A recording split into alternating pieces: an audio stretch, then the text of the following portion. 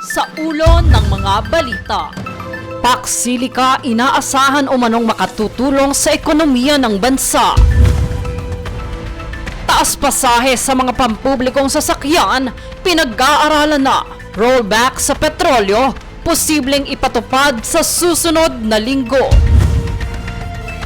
Pagwakas ng sapilitang pag-OOFW, panawagan sa Senado. Umano'y ceasefire habang itinutulak ang investigasyon sa Taguig Projects, tinanggihan ni Senador Panfilo Ping Lacson. Pagpapahayag ng bansa sa soberanya sa West Philippine Sea, ipinagtibay.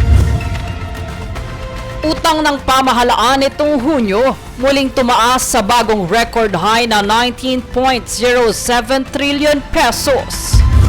Patas at pantay na balita, komprehensibong ulat para sa pulso ng masa. Ito ang News Full.